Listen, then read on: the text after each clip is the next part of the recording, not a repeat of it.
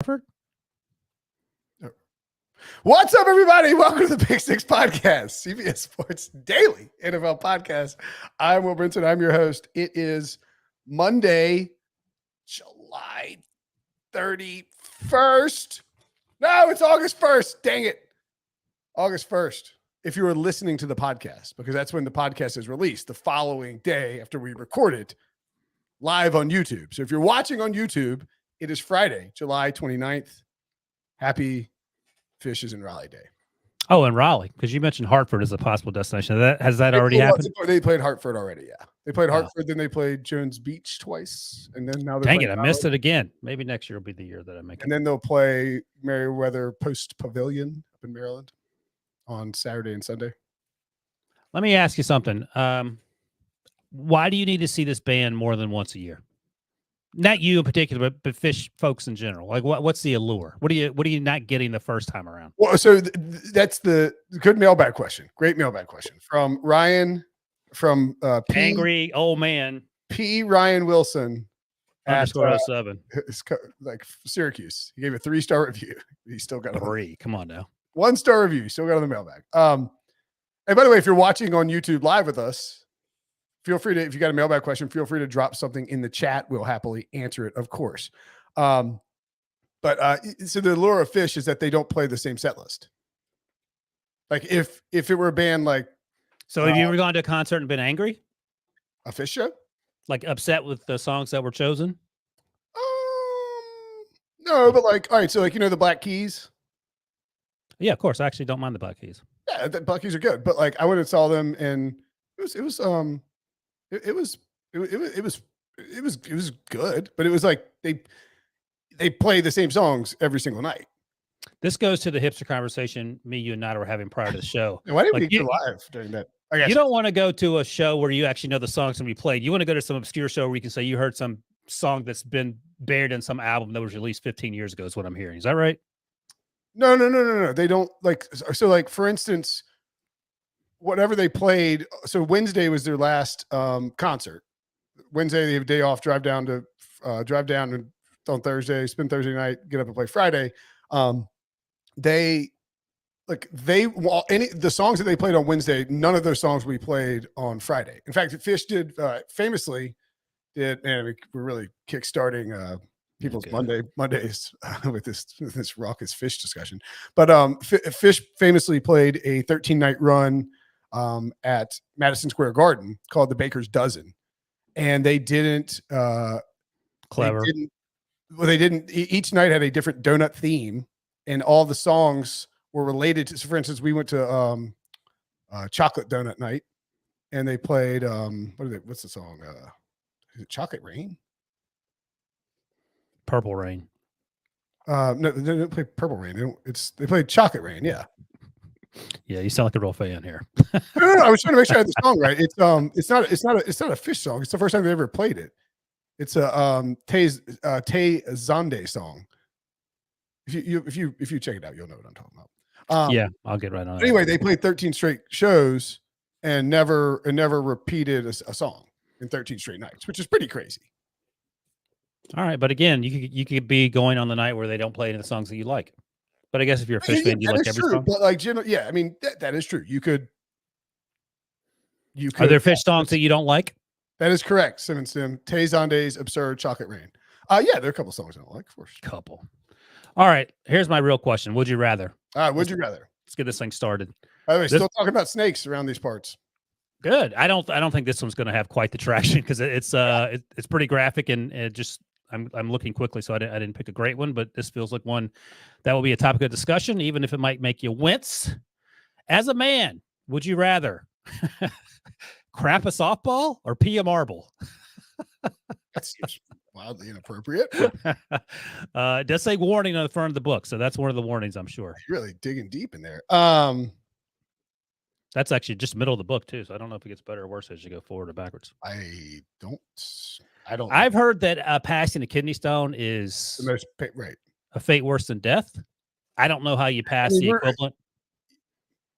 A marble's like a full kidney stone. Oh boy. Yeah, that's a kidney stone that you don't recover from. A softball is pretty large. I think you just go for the death. You just say, I don't want to do it. I'm going to go softball.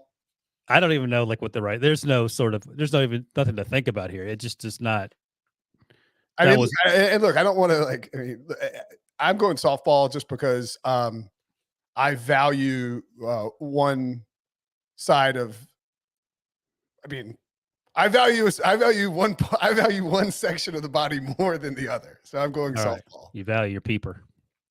All right, I'll have a better, less gross one at the end. That one wasn't great. I feel bad for the people who, and the majority of the people who listen to this podcast. Like more people listen than watch. It's like, Monday morning. I wonder what the fish and softballs. Yes, that's right. We just talked about fish and crapping softballs for 5 minutes. All right, let's get to the real questions, and then we'll see how the would you rather goes at the end. Okay. Before we go quickly, what are your thoughts on the Cardinals? Somebody wants to know what's Ryan Wilson's Venmo handle. Oh, Jesus. At Ryan-Wilson-37831. I've now memorized it. That's hilarious. Pathetic. The emails continue to pour in. Keep requesting money from Ryan Wilson. Maybe he'll accidentally send you something. Yeah, it gets funnier and funnier each time I get an email. What do you think of the Cardinals rescinding the clause where Kyler Murray has to do homework? Yeah, that's good. We got to get into that. Man, what I mean, it makes. Here's my first question: what did you think was going to happen? I didn't think they'd rescind it. That's my question in general. When the contract comes out, Kyler has a press conference and they rescind it. My question to the Cardinals now it's very obvious that it was Kyler's camp that leaked out the clause. Why is that obvious? Why would the Cardinals rescind it then? Because it was embarrassing, for everybody. That's more embarrassing for the Kyler Murray than it is Cardinals. Well, now that they rescinded it, it's even more embarrassing for the Cardinals. Again, my general question, not to you, but to the Cardinals and Kyler Murray, is what did you think was going to happen when this became public? That's my this is exactly. It's how did I game this out? Did you? Yeah, I mean, how could you not figure out that this is what was going to happen? Right, I agree with that. So anyway, that's no longer a thing. I suppose we're supposed to forget it, but I don't know why Kyler gave that press conference where he seemed angry at the media, since the media wasn't the one that wrote up his contract. But yeah, it was hilarious too that then the Cardinals team account was tweeting out they're like, yeah, Kyler says I don't. He's like, it was like they tweeted a Kyler quote and then this yelling emoji and then and tagged Kyler Murray. It's like, you guys know that you're the same team that put the clause in, right? Like you guys are propping up Kyler on Twitter, but it's like you guys. I think that's called gaslighting. Yeah. So yeah, I mean, I think that. I mean, it's still embarrassing for Kyler that they had to put it in, but getting it out is huge from a perspective of they can now no longer default. He can't default on the contract by not doing his homework, swiping Tinder while he's doing film study at home. And perhaps more importantly is that now no one has to answer questions about it since training camp has literally just opened, and this was the biggest talking point. Yeah, it's pretty ugly. I even thought though, and I tweeted this out. I mean, but I thought relative to that clause, and I told Adam Golden, I talked about it too. At a point, I made the same point that you did. It's we've been doing this for 12 years. I mean, really 15 if you count Fan House. I mean, we've been covering football for a decade and a half, and never have we seen anything remotely close to this. I mean, it's wild. It is. I can't believe that Kyler's camp agreed to put it in. I can't believe that the Cardinals tried to force it in. The whole thing. Our buddy Michael David Smith, who we used to work with at the Fan House, and now is the, I think he's the editor at Pro Football Talk. I think he's the managing editor. The editor. He actually tweeted this out, and it's a good point. He said, you would like to think that you read every word of a contract that pays you $260 million, whatever the contract's worth is for Kyler Murray, but maybe the agent didn't read that part of the contract. Maybe it was just boilerplate up until the first few pages, and then the agent and Kyler said, "Let's sign this thing," and they did, and then this was later found to be a part of the contract, which seems perhaps like the most reasonable explanation for how we got to this point. But much like the Cowboys trying to sneak one past Randy Gregory with his contract stipulation, he said, "Peace out." This is just, I don't know why the Cardinals put it in there. Why did the Cowboys do that? It cost them. Was it worth it? What was the Like, why won't you just say to Kyler Murray, if you want this money, we're going to see an uptick in your study habits, or we'll just structure the contract as such where, after year one, you make a lot less. I mean, I do think it is probably a thing where Kyler wanted, like, they were like, we can't give you all of this cash unless we get this built into the contract. And this is the first time in human history, though. I don't know, man. I mean, the whole thing is very bizarre. I don't know. Like, I would not, like, if CBS gave you that deal where it's like, and if you don't, people are asking what clauses has CBS put in my contract. Mine's like old, so not a ton. Yours isn't that old. You mean it's just been boilerplate since the initial one? Yeah, it's basically just a addendum. They've actually reduced your salary since your first contract, which is sort of weird, but that's another different. Entirely possible. Caleb Camp says Brinson and Wilson have never read their contract. Great point. You know what's funny? We actually, I know I've read it. I know Breach actually does a better job than both of us. And when COVID hit, we had Breach check our contracts to make sure that we couldn't be let go because everyone was losing their jobs at that point. The God clause or whatever it is. Right. Yeah, that's right. You had to have some act of God in order to get out of your contract. So that's the only reason. And Breach, oddly enough, as goofy as he is, he actually is really good about the crossing. My dad's a lawyer, so I usually have pretty good. Yeah, but you don't consult him. Breach is our. Yeah, what are you talking about? Yes, I do. About criminal issues, not about work-related issues. Fair enough. Yeah, both. Yeah, I mean, we've read our contracts. Force majeure. Yeah, that's it. Yes. Yeah. God clause. What's it? What's the frozen caveman lawyer? Is that what it used to be? The Saturday Night Live skit? Yeah. Yeah, that's you, frozen caveman lawyer. Wait, you're going to Breach for legal advice? Like that's the dumbest thing I've ever heard. You're like, Breach checked all our contracts, so we're fine. Breach should look at my contract. Don't sleep on Breach. That's how Breach has gotten so far in life. Everyone slept on him, and then asking Breach for contract advice is not asking him for contract advice. But when we're on the podcast, I'll say, "Did you read this?" And invariably he'll say yes, and then he'll say, "This is what it means." I'll say, "Okay, great." I don't need to hire a lawyer to find out whether the God clause is in our contract or not. So defensive. Jesus. All right, what's the first one here? I've had enough of you already. I know, right? God almighty. Go ahead, read it. NFL World Cup from Dingo Stevens from Australia. I love her. We have somebody else. A lot of Australia. I mean, hey guys, what must the podcast scene be like in Australia that a lot of Australians are forced to listen to the Pick Six podcast? I don't know. Hey guys, massive fan from Tasmania, Australia. Maybe because I did so much Aussie radio back in the day. Did you ever do any? Oh yeah, done a ton of Aussie radio. Are you being serious? Yeah, dead serious. NFL Aussie radio? Yeah, I used to do Aussie radio for the Super Bowl every year, and I didn't know it in a while. Because the problem is like the timing is just not great. It's like 5 o'clock in the afternoon. Is NFL a thing in Australia? Like, is it? Yeah. As big as it is in London? You were literally reading Mailbag. You just said our podcast is big in Australia. Why would what? It's all relevant. You're not listening to it for the fish takes. God, let's hope not. Anyway, so you used to be in Australia. Yeah. What was his name? The guy who was the 49ers rugby guy. Yeah, I think he's since retired too. Jared Haney. Or Jared Hayne. Either way. Hey guys. Okay, back to the. Hey guys, massive fan from Tasmania, Australia. I've got a 3-part question. All right, let's go. You guys always talk about the Super Bowl winner as the world champs, but what if there was an actual NFL World Cup? Who would be in your starting team, USA? Who do you think would be in the top 5 nations and why? And how much do you think USA would beat Australia by in a game? Cheers, fellas. Well, I have no real idea of what the other nations' football leagues look like. They're all amateur leagues, I'm pretty sure. Like, I know a lot of the European, like Germany has a league. Italy may have a league. England, I'm sure, has a league. I think our buddy Johnny, who has a question in this mailbag, mentioned that there's he may have played for a little bit, I think, in an amateur league. Yeah. But there's a huge difference. Even like Zoom call with Johnny. Right, exactly. I would imagine that the best Division III program in the U.S. would win regularly the country championships in other countries.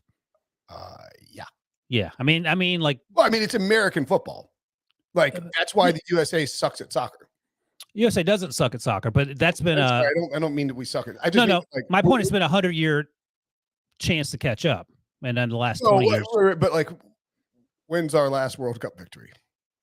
Well, we didn't go last time. I meant like when's the last time we won the World Cup? Well, we've never won the World Cup. Yeah, exactly. Well, that's a 1 in 4 year event, and there are 24 teams. I think it's we're talking about an NFL World Cup. I don't think it's happening every year. But anyway, so here's where I would start, because it's sort of akin to the Olympics, and I'll use the USA basketball. So Chuck Daly was the coach of the Dream Team. I think Coach K was actually an assistant on that team. I think Coach K has since been a coach for USA basketball for the Olympic team. So the first order of business is who's going to be the coach. I mean, Bill Belichick feels like the layup, but would you want to go with someone younger, someone who seems more open-minded to young players? Belichick head coach, Andy Reid offensive coordinator. You wouldn't want a Sean Payton. You wouldn't want Sean McVay, Kyle Shanahan. I'm just saying, do you want a young? You come out swinging with Belichick as the head coach. Because be a little bit like Coach K, where all these players want to play for Belichick. At 69, is he up to the task? Yes. Yeah, I think so. Okay, Andy Reid's the OC. Who's the DC? Bill Belichick. So you have two coaches. Oh, you know what? That's actually what I might do is make McVay the head coach. There's no way Bill Belichick is working for Sean McVay. Yeah, probably not. You get Brandon Staley be the DC if you want to go that direction. Like, want to do the old switcheroo. I'm just saying, it's like this is for like the best thing America could roll out. Yes, Belichick, Andy Reid, maybe even like Sean Payton's the OC if Andy Reid doesn't want to travel. Andy Reid head coach, Belichick DC, Sean Payton OC. That might be fun. And I don't know that Belichick's probably not going to be willing to do that. No, he feels like he leans into the details, and he might be completely fine with letting, especially people he respects. And it's hard to tell when he talks to the media, but sometimes you'll catch glimpses of him talking about special teams for 45 minutes. Yeah. And you would imagine that he has a lot of respect for it. I think he would be willing to like say, hey, look, I'm fine not being the head coach. I'm going to be the defensive coordinator, and we're right. Let's assume that happens. So Andy Reid and Bill Belichick, I'm on board with. And Sean Payton's taking the year out, but that aside, he's still one of the best play callers ever. So Sean Payton, Sean McVay, Kyle Shanahan. You're taking, or maybe I go Kyle Shanahan, offensive coordinator. I think the dynamic between Reid, Payton, and Belichick, they can all get along. There's several, like they're within a 20-year age range. I wonder if Kyle Shanahan and his flat brim hats might rub the old timers the wrong way. And this is just me sort of. No way. I think the fact that Kyle is like, and his dad is Mike. Yeah, I think they'd be fine. All right. Either way, so I'll take Sean Payton. You're taking Kyle Shanahan. Yeah, it's 6.5. That's fine. It's a half a dozen one, right? All right. So this is for this upcoming summer, not this summer, but 12 months from now. So who's your quarterback going to be? I mean, that's easy. Layup. Patrick Mahomes. I said layup, and I was thinking, well, do I want it to be Josh Allen or Justin Herbert? I think if you've got Andy Reid as head coach, you go with Mahomes. I think so too. Mahomes is the best. And who's your backup? I don't know if you can have Tom Brady if you've got Belichick on there. Forget that, dude. You bring Josh Allen. Done. Moving on. Next question. Okay. I mean, Aaron Rodgers would be fine too. Too old. I don't want any old timers. I don't want any people tainting the young players with their old man perspectives. Okay. Just young guys. I guess if you know that this team could be playing again in 4 years, you want the best young talent so they can be cohesive. Like that's the whole thing about these World Cup teams is like, and the Olympic teams, you want them to play together. All right, running back, Jonathan Taylor. Next. Yeah, you get a backup if you want. I don't know if I'd even bring Derrick Henry. Slow down there. I might bring Nick. I was gonna say Nick Chubb, but sure. I think Christian McCaffrey, Jonathan Taylor. He's hurt all the time. It's a tournament. It's not one game, but yeah. I mean, all right. Obviously, Cooper Kupp is your first choice for wide receiver. All right. You need. Let's go with 3 wide receivers. So is Cooper going to be one of the 3? Yes. Who are the other 2? Jeez, I can't believe I have to go through this. Again, you want to go young, so I think you go Justin Jefferson, Jamar Chase, Cooper Kupp. Woo! Justin Jefferson, Jamar Chase, Cooper Kupp. Cooper Kupp's not that young. No Tyreek? So you have Tyreek and Cooper Kupp, or you're taking Cooper Kupp? I mean, I'm just doing it to spite you. And to cost the U.S. a gold medal, but okay. So give me your 3. You can, if you want Cooper in there, that's fine, but who are the 3? I said Jamar Chase, Justin Jefferson, and Cooper Kupp. No Devontae Adams. No Tyreek Hill. Okay, I'll take Devontae Adams. We'll do 2 teams. Devontae Adams, Tyreek Hill, and I'll take Justin Jefferson. I mean, okay. What do you mean? What's wrong with that? I said okay. You said it with an attitude. All right. Well, what's the next I was position? trying to find the all-pro teams. I'll send you the link so you can go through it. I mean, Deebo Samuel would be fun to throw in there too, but No. all right, tight end. Okay, so again, Are we Young gonna- is. This is going to be like the only mailbag question we answer. We're not going to get to. Well, this is a great question, so we might as well sort of sad breaches in here. So Kelsey's 30. We went through this on the last podcast. Kittle's 26. Mark Andrews, George Kittle. Done. Let's go. Darren Waller's 27. All right, so Andrews and Kittle give you the best bang for your buck, blocking wise and receiving wise, I think. So you said Andrews and Kittle. I'll take Waller. Okay. And are two teams going to play each other? No, we're just hitting two teams then, and then Breach will be the deciding factor.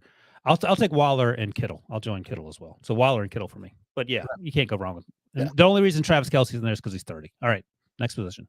All right, we do the entire we got to do a whole offensive line. We'll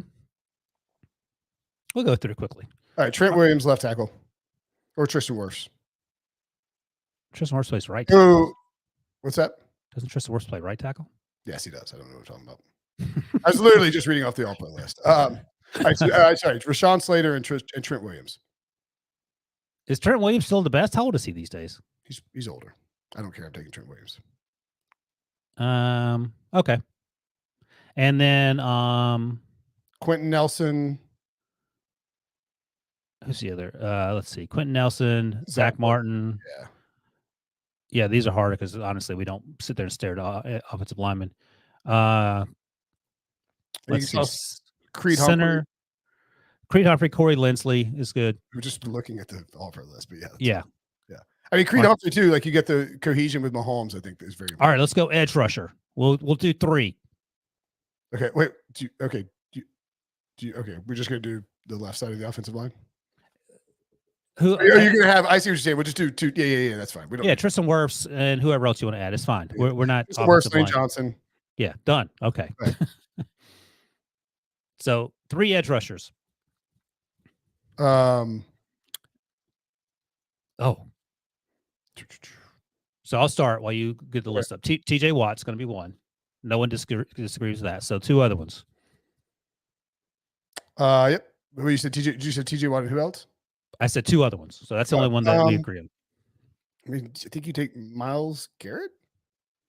I mean, you're not going to lose with Myles Garrett. What about Micah Parsons? Would you put Micah Parsons on there, or would you list him as an inside linebacker? I list him as a linebacker and then sneak him on as an edge rusher. Okay, so then Bosa? Nick Bosa for me. You could go Max Crosby. Like I don't want to disrespect Max Crosby, but I think I'm going Garrett, Bosa, TJ Watt. Like that's lethal. Chase Young, Rashaan Gary. I'm just looking at some other names. Daniil Hunter. No, look, those 3 are good. Cam Jordan. See, Cam Jordan and Cam Hayward are 3-4 defensive ends. So maybe we'll revisit them as defensive ends. Okay, so yeah, I'm fine with you with what you said there. We'll circle back on Micah Parsons when we talk about the linebackers. I'm just going down the list here that PFF has for the positions. Interior defensive line, Aaron Donald's number 1.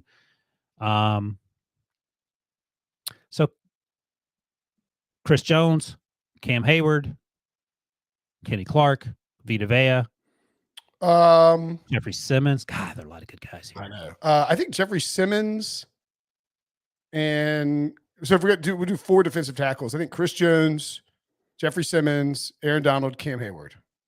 Okay, I can't really and argue that's with a that. nice blend of guys who, and you could go Vita Vea. I'd be fine with Vita Vea in there too. Like we're just a blend of guys that can, you can kind of rotate through. Like guys. I'm not going to disagree with your first list of 4 there. Okay. All right, linebackers, Micah Parsons, we're going to put here, and we'll do 2 more. So we can have Shaquille Leonard, Fred Warner. Shaquille, wow, good call. I was like, who's Shaquille? What are you talking about? Yeah, Shaquille Leonard. Fred Warner. Roquan Smith, or Fred Warner. 4 linebackers. That's fine. Yeah. Okay. Cornerback. Okay, corner. I was just going on the list. It said safety, but corner. Oh, they're doing Ramsey, obviously. So they're doing slot corner, the breakdown I'm looking at here. So we'll do 4, and we'll do 3 corners and a slot, or 2 and 2. I don't care. So Jalen Ramsey. I mean, I think you prefer people with versatility too, but Jalen Ramsey's a lock. think Gosh. AJ Terrell is going on there. Yeah, it's too soon. I was looking. I'd rather have Xavier Howard. How was Howard's season last year? Even Howard's fine. I mean, all pro. Denzel just got paid. Denzel Ward, that is. AJ Terrell's good. Don't get me wrong, and that defense stinks, so he really stands out. Jair Alexander just got paid, and he should have. Oh, this is tough. Yeah, Jair Alexander's a good one. All right, Jair Alexander, AJ Terrell, and Jalen Ramsey. Oh, okay. And then slot corner. Oh, these are guys that are specialists. So I'm going to add J.C. Jackson just because. Okay, that's fine. Mix up a little bit. All right, and then finally safety. You got Belichick coaching, which means you'll get the most out of J.C. Jackson. Yeah. So safety, let's do 3. So Minka for Pete Prisco. No, Derwin James is first. Well, it doesn't matter the order. I mean, but yeah. Oh, fine. We'll throw Minka on there. Well, Minka's free safety. Derwin's a strong safety. And then I think maybe you Kevin Byard, just to throw it in Deion Sanders' face. Yeah, I'm sure Deion Sanders still doesn't know who he is, so it doesn't matter. But okay. Baker would be fun too, just for the versatility. And yeah, I can't believe you didn't go with your buddy Antoine Winfield Jr., your favorite player. Yeah, I mean, I love him, but all right. No, that's a team that's going to win every game. Yeah, they're going to win 56-4. Every game, the over/under I'm going to set at 37, and I'm taking the over every game. I don't even know who the second best team is in the world. I mean, the spread would be like minus 40. I just said 37. Yeah. I mean, you take the freaking. It's like the spreads in the 92 Dream Team games. Yeah, I mean, there just aren't enough good players from any other team, any other country, like Canada, maybe.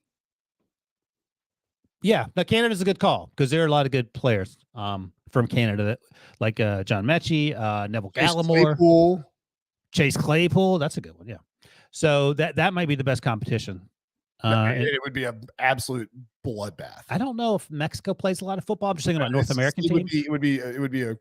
Oh, it's totally disrespectful. We didn't do kickers and punters. Yeah, breach here. We'll skip it. We do this for no, Justin Tucker, and then I don't know who the best punter is. Whoever. Cole, baby, NC State. Woo! There you go. Done and done. Okay. All right. What's the next? That's a great question. Good question. Yes, question. We'll send this to Breach. He can write it up and he'll tweet it out because we're not going to waste any more time talking to him about it since he went on a 2-month vacation. That's right. Instead, we're going to take a break and we come back. More mailbag questions next. You ready? They're coming. Hang on.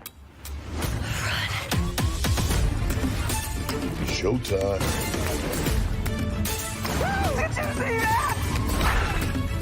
I won't sleep until he's in the ground. Go, go, go, go!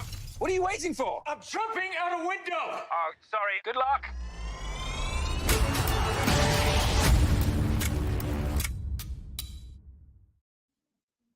All right, more mailbag questions. I know in the chat, my buddy Matthew Wiley said Rashad Penny, top 3 running back. This is a statement, not a question. That would be something else.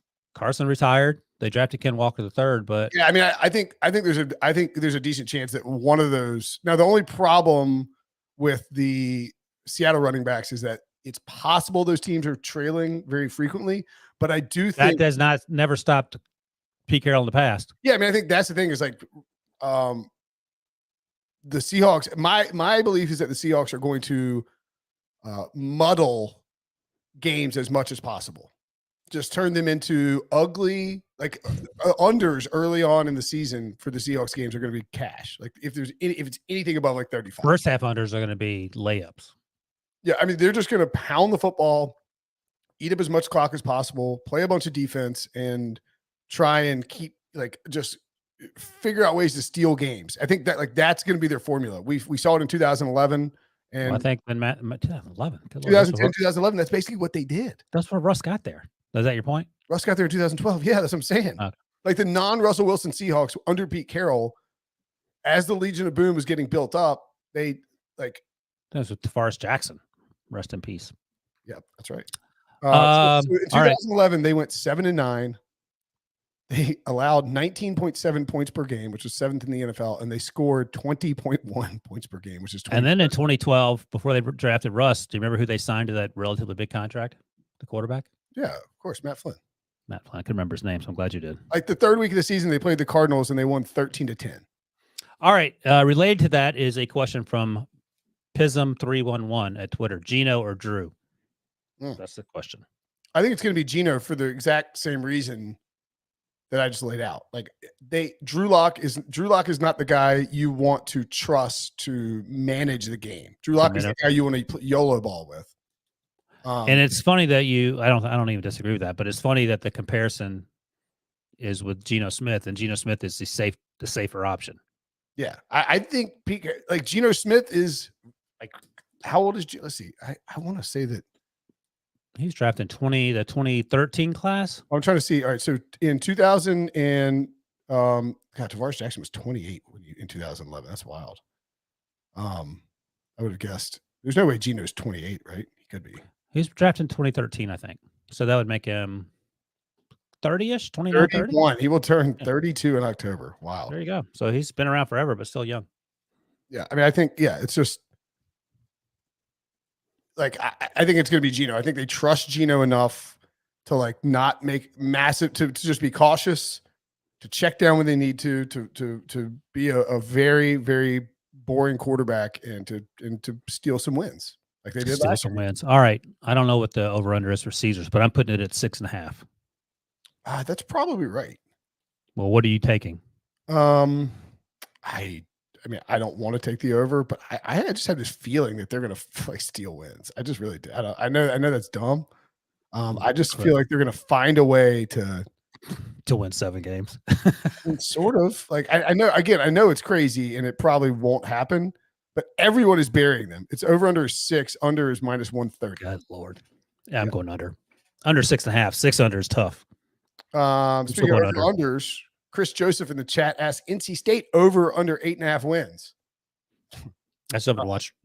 Dennis Leary, Drew Leary. I put some damn respect on Devin Leary's name. Devin. I had the D right. Got the last name correct. Okay. Freaking junior football analyst, draft analyst. Mm-hmm. Devin Leary is really, really good. I would take the over here. I think NC State wins 9 or 10 games. Sweet Jesus. When's the last time they won 10 games? It should have been last year, but Chip on Kelly, planet Earth, when's the last time they won? Chip 10 Kelly games? was a coward. Acted like his team had COVID. I love that you cut yourself off and then finish the joke. Yeah, it wasn't a joke. I'm dead serious. When's the last time? Let's see. Oh, I got to check my trusty computer because I want to make sure I don't say something stupid. But if you had you said it when you said over 8.5. If they were a good team, you could say, 2 years ago. I mean, they've won 9 games. 1984. Three times in the last 5 seasons.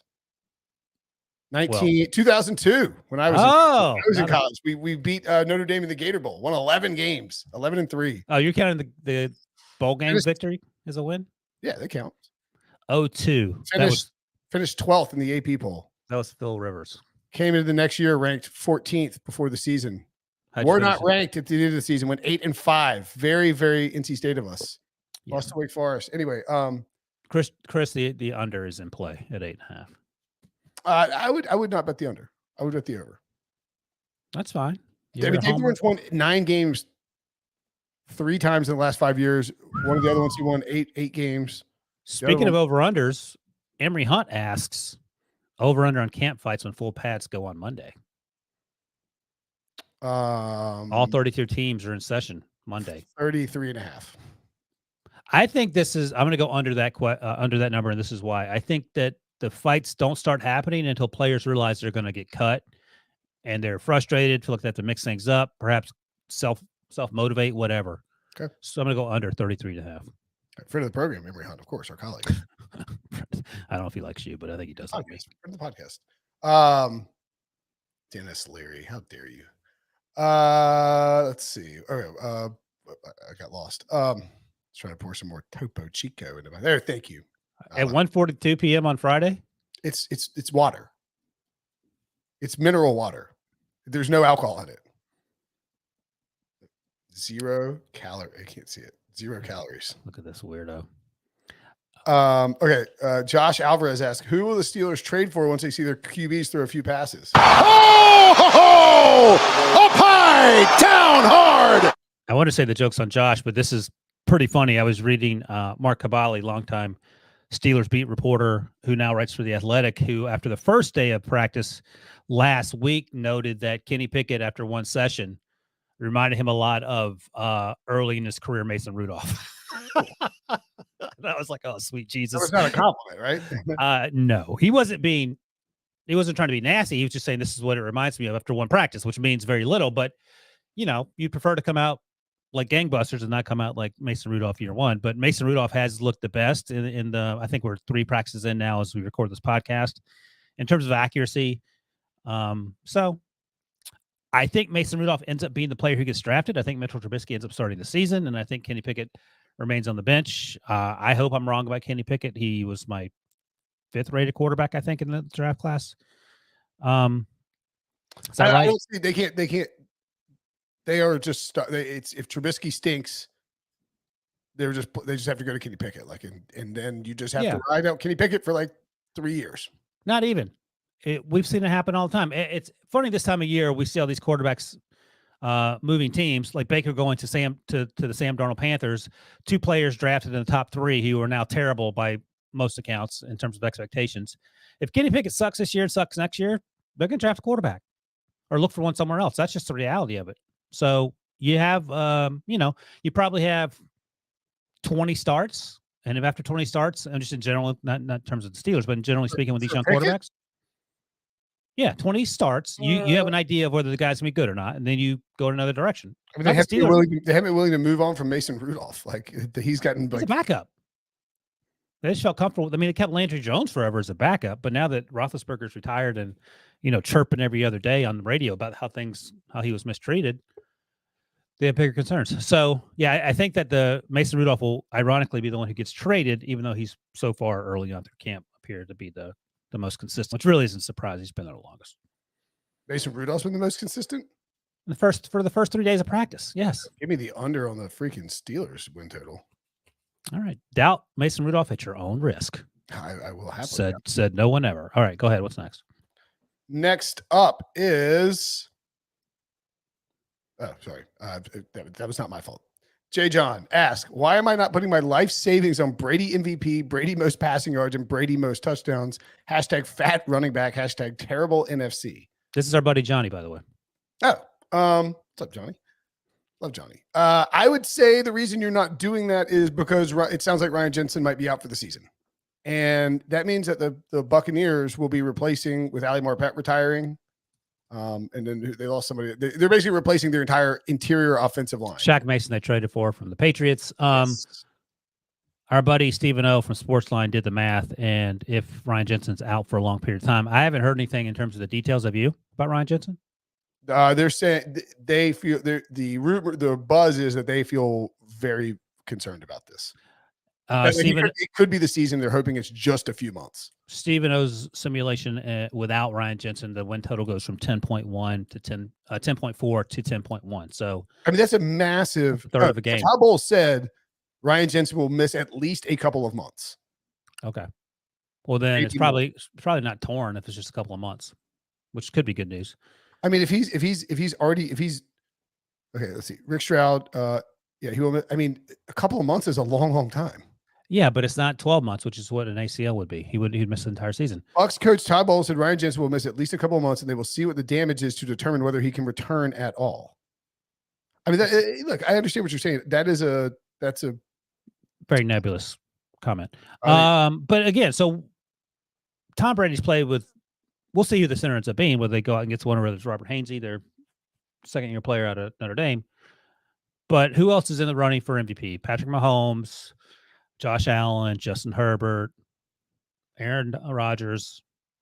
Where is Tom Brady in terms of the odds? I was just trying to find it. I figured that'd be that's something you would look at every day. No, I don't. Well, I mean, I don't check. It's difficult to navigate. Hold on 1 second. Joe Burrow could be in that conversation, assuming he recovers from his appendix. So most passing touchdowns, Brady is the favorite at 5-1. Okay. Most MVP, let's say all the way down at the bottom. Allen is the favorite 7-1. Mahomes 8-1. Brady 9-1. Who's next? Who the next two? Rodgers 10, Herbert 10, Burrow 13, right. Russ 16, Dak 16, Stafford 16, Lamar 20. That's intriguing to me. Kyler 22, Deshaun, get out of here. Jalen Hurts 30, that's ridiculous. Derek Carr 30, also ridiculous. Derrick Henry 45, absurd priced. Trey Lance at 50-1 is kind of interesting. That would be fun. Where's Kenny Pickett on that list? Oh, he's actually 3-1. Oh, that makes sense. No, Well, sorry, that's where your last 3,000,000,000 to 1. Excuse me. Oh. They did, I missed the. You missed the B. Yeah. So if you're betting $100, who are you betting? And you only have to spend it on. You only can spend it on one person. You still with Josh Allen?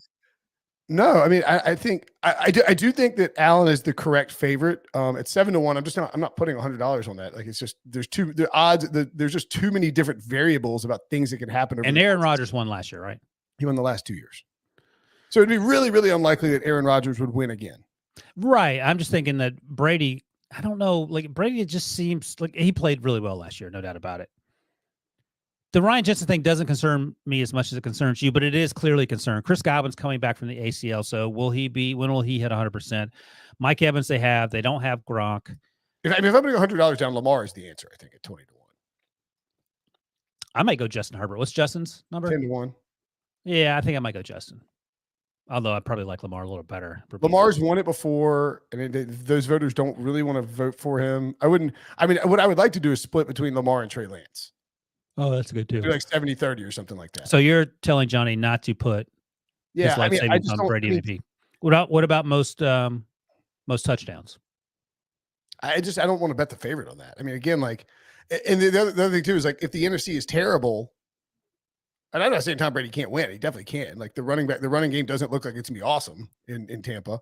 Leonard Fournette weighs 325 pounds. So he's gonna be Todd Bowles. I mean, no more Bruce Arians though. So maybe they dial it back a little bit with how they approach the passing game in terms of aggressiveness. Okay. So I mean, I'm not doing that, but like I wouldn't be shocking if Brady led the league in passing yards and passing touchdowns, and the voters gave him MVP if the Bucks go 14-3. You know, you've never been one to bet the favorites, the front runners. Well, there's just not a ton of value. Like if you can get, what I would do is maybe if they're replacing the interior offensive line. Let's see what if they're replacing the interior of the offensive line and they start out with at the Cowboys, at the Saints, and the Packers at home. I would wait until after that stretch. Now, look, if they win those 3 games, Brady will be the prohibitive favorite if they're 3-0 after those games, because those could cost you. Right. But I would wait and see, because if they somehow go 1-2 in those games, which wouldn't be crazy at all. No, they started slow Brady's first year. Brady's never beaten the Saints. At the Cowboys, at home are going to be good. They hung with them. And then, Packers and Aaron Rodgers, I mean, that's just going to be a close game. Like if they start out slow, you might get a really good price on Brady. So I think that's probably what I would do, is wait and see what happens after that. They didn't get the Chiefs. Oh my God, they get the Chiefs in week 4. That's a tough stretch. Maybe that's why Bruce Arians retired. He saw the schedule. Then they get Falcons, Steelers, Panthers, Ravens, Rams. My goodness gracious. Seahawks, Browns, Saints, 49ers. This is a really tough schedule. That's going to be a similar schedule to every other team in that division, which is the good news. This is just my nature. Like for Johnny's purposes, what I would do is if you're put like a quarter of your life savings on Brady, if you really want to do this, put a quarter preseason and then be prepared to dump more as depending on how those first 4 games go. Dump more into or more out of? Or into. Okay. Because if you can get Brady at a really good price, if they start 2-2, which again isn't crazy, a team that starts out 2-2 with Tom Brady on it, he is not out of the MVP race at all. No. Okay. Next question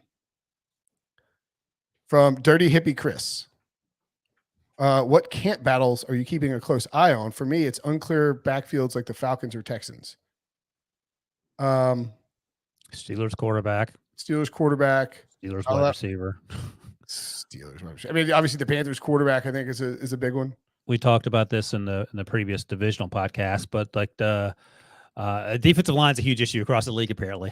So pick a team and see who's going to be defensive lineman. But obviously, Orlando Brown situation in Kansas City, how's that going to sort itself out? It's not really a camp battle. It's a battle between management and employee. Right. But, I mean, that's a concern. Lamar Jackson's situation, who he said that he doesn't want to negotiate forever. So that's something to keep an eye on. Trying to think what else. Yeah, no, it's like Treylon Burks in Tennessee, something to keep an eye on. He had a rough mini camp in terms of not. Geno and Drew Lock is a big one. Drew Lock, but to Treylon Burks' credit, he's come out and said he's gotten in shape and he's looking forward to the challenge. Yada yada yada. So hopefully that works out. From And a fantasy perspective, I'm interested in both two AFC East running back situations.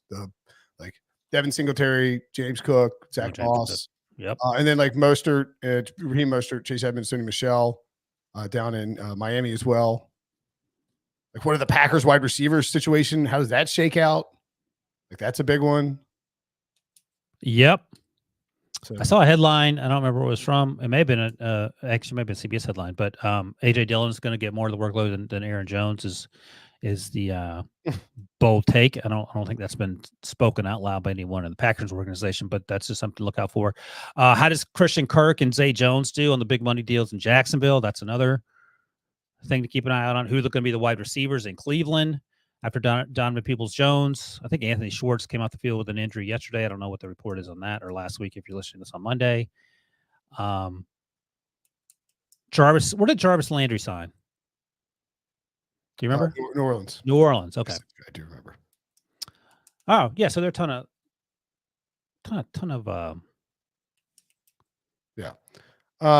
talking points there. All right. Camp battles. There was a chat comment, I think. Sorry, not always chats us, and I never see did we talk? Caleb Campson says, just listening to the AFC West podcast and your concerns about my Chiefs make me sad. Anyway, Jimmy G to Seattle is happening, right? That's my mailbag question. Only if he gets cut. Yeah, I think that's right. The only team that can afford him on a trade is the Browns. The Browns said they're out. Well, not the Browns, but Mary Kay Cabot at Cleveland.com said it looks like. I think she's the one that reported that the Browns weren't interested. Yeah, I think that it's Seattle only happens if he's cut. And I think Seattle will probably happen if he's cut, but as we pointed out, like, he could end up going to the it wouldn't be crazy if he went to the Texans, with it was Sully who pointed that out, not you. I talk about that on HQ, but the Caserio link, compete with Davis Mills. And if you beat, maybe I would think that they probably don't want to try to win quite as much as they may claim, but I think they probably do, but Jets and Giants would be interesting. I mean, Joe Flacco, I think, is the primary backup in New York right now with the Jets. Want to have a younger, handsomer version than Jimmy G. Same with the Giants. I mean, you could even start Jimmy G for the Giants if Daniel Jones doesn't click this year. Yeah. All right, we're making great time here. You're worried about the time. Yeah, I got somewhere to go. Last one. Name your from @made4PMS contest. Okay. Name your 3 best song playlist of tracks to put the players in the right mindset at training camp. That's a great question. I wish I'd given this more thought because I saw it early when Debo sent the email. Then I didn't see it again until just now. He says, I got Till I Collapse from Eminem. Show Me What You Got, Jay-Z, and Know Your Enemy, Rage Against the Machine. Got to hype them up, but not so much that they kill each other. I'm going to see Rage Against the Machine in concert. So. Of course you are. I love Let's see. I can find some of my playlists. Yikes. So I'll throw Bulls on Parade in there. And clearly, I think I don't know. Does this hype other people? It hypes me up, but like Enter Sandman. You don't want to just hype up the long snapper. You want to get everyone collectively hyped up. That's the issue. Right. Like if I wanted to hype myself up, I'd play like Spanish Moon by Little Feat. Like that gets me going. But like that's what I was going to say. Your hype, it's going to land flat as hell. Your hype list is some 20-minute Fish song that no one's ever heard of. Yeah, that's right. Yeah. I'm terrible at remembering lyrics and band names. Breach would be a lot of Britney Spears and some Hootie. I'm going to be incredibly boring. I haven't thought about this. I'll think about it again. But right now, my sort of de facto, and this got me incredibly pumped up when I saw it when it happened. I wasn't there live, unfortunately, but like the halftime show of this Super Bowl was fantastic. Like that's something that I could get behind. Who was it? Huh? Oh, it was the Dre Snoop. Yeah, that was incredible. Yeah. Yeah, Kendrick Lamar was there. Was Eminem there? He was there, wasn't he? Eminem was there. 50 did the push-ups or the pull-ups. Yeah. I'll go with that, and I'm going to give this more thought because Let me look. I do have a playlist when I was. Yeah, like I would throw on like "Ramblin' Gamblin' Man" by Bob Seger, and people would be like, "What is wrong with you?" You're not serious. I mean, it gets me hyped. Hype for "Freedom" what? by George Michael, that gets me hyped. But like, No, it doesn't. There's no way it does. I love it. I got it on the playlist right now. I'm looking at it. What's "All the on name? Biscuit" by the White Stripes. What's the name of the playlist? It's a private Golf hype music. Oh! You got I mean, your like, "I Want to Dance with Somebody" by Whitney Houston gets me hyped too. But I'm not Hype putting for that on a football. What are you getting hyped for? I mean, just driving around. It makes you shadow box in the hallway before you go do what? I'm not saying I would use it for those purposes. I'm just saying I like this one. Like if you need to go out and like play tennis, like you're playing tennis, it's an important match in your old man league. So I would go "California Love." Okay, that's fine. I mean, it's pretty generic, but like a great like At song. least it has a little. I'm gonna add "Bulls on Parade" by Rage. That's a little too much, but okay. What? I think you overhype yourself and you show up flat, but that's all right. Go I ahead. mean, you open up with "Bulls on Parade" and get people hyped, and then you go into "California Lovin'." Okay, California Lovin', California Love. that's what I think I called it. California 11. What's the last one? And then I'm gonna go. I mean, I'm gonna go "Inner Sandman" by Metallica. That's your last one. That's the order sort of messed up, isn't it? Or you could open. Trying to put Oh, people to sleep. I mean, what put people to sleep? "Inner Sandman"? Have you ever watched did you watch that first? No. The answer is no, I haven't. Have you ever seen like Virginia Tech's team come out in like for football games? No. They're up in Blacksburg and they play "Inner Sandman," and it's like, dude, all right, go Google Virginia Tech, UNC, Metallica. No, I'm not gonna do that. Dude, it was the first game back from the first college football game back after the COVID season. It's like, I mean, it is absolutely just like frothing in there. Like I got like misty eyed watching it on ESPN. You will get chills. What about Renegade by Styx? Actually, you know what? We probably can't play Metallica on here. No, you can't. Yeah, they will sue you in a heartbeat. Yeah. "Inner Sandman" is like I mean, that entrance is. What about Renegade by Styx? Go. That's a Steelers joke. I know it is. All right. I'm gonna put this one in Slack so you can watch it. At my leisure. Thank you. I look You forward to should that. watch it. It's not long. Okay. God almighty. Oh God, you acted like Inner Sandman. You like put people to sleep with "Inner Sandman." Like, have you ever listened to "Inner Sandman"?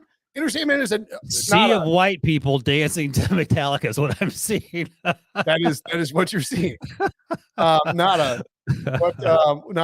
You will probably have a better listing of songs. So what would you, if you thought of this, what would you go with? And or can you set Ryan straight on "Inner Sandman," please? Exactly. That's Okay. exactly. I was pulling Debo. He's on a call. Keaton Croxton in the chat is throwing out some Zeppelin. Zeppelin would work. Which one? He threw out "Immigrant Song," which is Have to hear. I can't. How's that go? You remember that? it's the one that they play on Thor.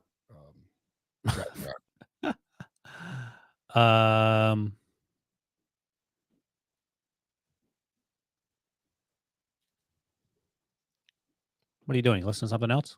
No. Can you hear? Were there other recommendations in the chat? I don't have it in front of me. No. "Immigrant Song" is the one where he's like, "We come for the land of the ice and snow." Oh, gotcha. Yeah, The harshman blows. Yeah, that's a good one. Any AC/DC? Any Black Sabbath? I thought about putting "Thunderstruck" on there. Oh, that's one everyone knows. Everyone knows that one. "Thunderstruck," yeah. "Thunderstruck" gets hyped. Quickly, let me see. Best hype songs ever. Remember there used to be that DVD commercial, like the best not hype music, but stadium music. Yeah, exactly. Gary Glitter. That song, yeah, absolutely. Oh, okay, here we go. I'm glad I Googled this. All right, how about this? You tell me thumbs up and thumbs down. This is awesome. By the way, best hype songs. What is the? Or did you? Stop. I'm reading it. What is the third one down?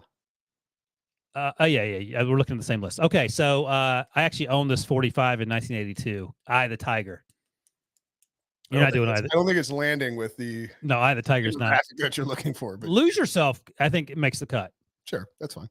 Your Thunderstruck is there if you're going sideways, so that's good in terms of third. I don't think I'm doing any Macklemore and or Ryan Lewis. I'll pass on that. I'm not doing any Little Queen. John turned down for what's good. Yeah, a Queen is not my thing, but I know it gets some people hyped up. That's fine. Hall of Fame, the script. I don't even know what that is. You know what that is? I don't. Jump Around. that's right out of college, which is funny. Party Up DMX. Drake started from the bottom. I don't know that. I have to hear it. I don't know the name of songs. Black and Yellow. You got to do that if you're a Steelers fan. Wiz Khalifa. I love that you're like making fun of me. I know, right? Yeah. Avicii. I don't know what is Avicii. Wake Me Up. Did I say that right? I don't. I don't know. Why are you asking? DJ Khaled. I like that. All You Do Is Win. Portugal. Feel It Still. I don't even know what that is. Crazy Train with Ozzy Osbourne. That could be one. All right. Crazy Train with Ozzy Osbourne? That's on the list, which I thought was I funny. get that, but like, I don't think that's. Well, it depends on when you made your. I think it depends on who you're putting. Right. Exactly. If this is an old timers game, then you probably put that on there. If it's a bunch of young folks, Gen Y or whatever we're on now, Gen Z, then no.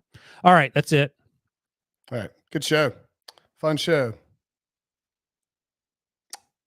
We're done.